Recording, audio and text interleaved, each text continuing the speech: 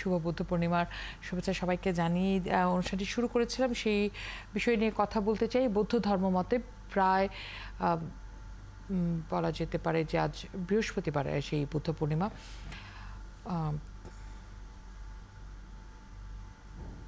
বৌদ্ধ ধর্মমতে প্রায় ২৫০০ বছর আগে এই দিনে মহামতি গৌতম বুদ্ধ আবির্ভূত হয়েছিলেন।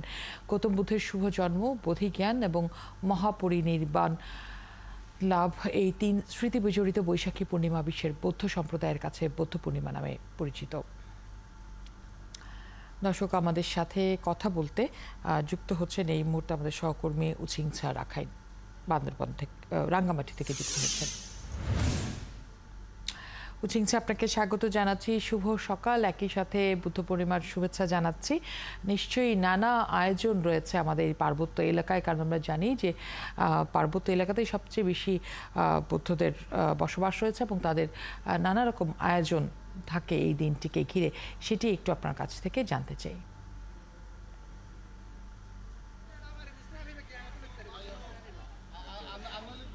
শুভ সকাল এবং বুদ্ধ পূর্ণিমা শুভেচ্ছা জানাচ্ছি আপনাকে।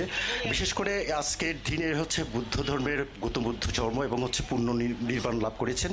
আজকে বিশেষ করে গতকাল থেকে কিন্তু শুরু হয়েছে হচ্ছে পার্বত্য চট্টগ্রামে বুদ্ধ পূর্ণিমা ঘিরে র্যালি, বিভিন্ন ধর্ম আচার অনুষ্ঠান। আজকে সকাল থেকে কিন্তু বিভিন্ন বুদ্ধ বিহারে কিন্তু ধর্মীয় উৎসব এবং র্যালি এবং বুদ্ধ পতাকা মাধ্যম দিয়ে শুরু হয়েছে।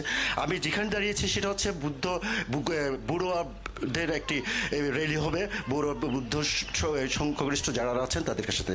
বিশেষ করে সকাল থেকে কিন্তু প্রত্যেকটি বুদ্ধ বিহারে আপনি যদি একটু দেখাই, আমার সামনে কিন্তু শুরু করতে যাচ্ছে। বিশেষ করে শুভ বুদ্ধ পূর্ণিমা উপলক্ষে কিন্তু একটি বর্ণাঢ্য র্যালি শুরু হবে।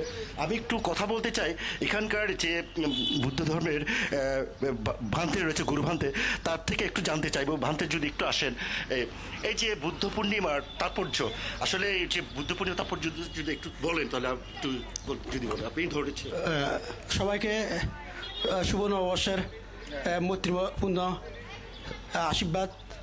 আপনারা নিশ্চয় অবগত আছেন, আজ 2568 বুদ্ধাব্দ, অর্থাৎ প্রায় 2500 বছর পূর্বে এই এশিয়া মহাদেশে লাইট খ্যাত যাকে আমরা বলি সে মহাজ্ঞানী তথাগত সম্মুখ সমুদ্র আজকে সিদ্ধার্থ অবস্থায় এই দিনে যেমন জন্মগ্রহণ করেছেন এবং তার যে জ্ঞান সিদ্ধি, যেটাই বলে আপনারা বুদ্ধত্ব লাভ, জ্ঞান লাভ, সেটা গয়া বুদ্ধি ধ্রুমমূলে সর্বজ্ঞতায় জ্ঞান লাভ করেছেন। তার পাশাপাশি যেটা আমরা বলি যে কুশিনারায় যমক শাল বৃক্ষ নিচে তিনি মহাপ্রয়াণ তথা আমরা যেটাকে বলি মহাপরিনির্বাণ লাভ করেছেন। এটা এক ঐতিহাসিক ঘটনা। আপনারা এশিয়া মহাদেশে তথা বুদ্ধের যে ঐতিহাসিক সভ্যতা, সেই সভ্যতা নিরিখে আপনারা দেখতে পারবেন জগদ্দল বৌদ্ধবিহার, পাহাড়পুর সোমপুর বিহার, মহামনি, বিশেষ করে শালবন বৌদ্ধবিহার এবং বাংলাদেশে যত জায়গা যাবেন তার ঐতিহাসিক পুরাকীর্তি এবং শিলালিপি বুদ্ধের সেই ইতিহাস বহন করে। এবং নালন্দা, তার সাথে তক্ষশিলা বৌদ্ধবিহার, জ্ঞান পীঠস্থান এবং কীভাবে এশিয়া মহাদেশকে তিনি সমুদ্র রেখেছেন তার ঐতিহাসিক প্রমাণ আমরা আজ ঐতিহাসিক পুরাকীর্তি থেকে আমরা জানতে পারি। সেই নিরিখে আজকে বৌদ্ধ সম্প্রদায় আমরা মহাসমারোহ করে বাংলাদেশ তথা বহির্বিশ্ব একইভাবে গুরুত্ব সহকারে এই দিনটা আমরা পালন করছি।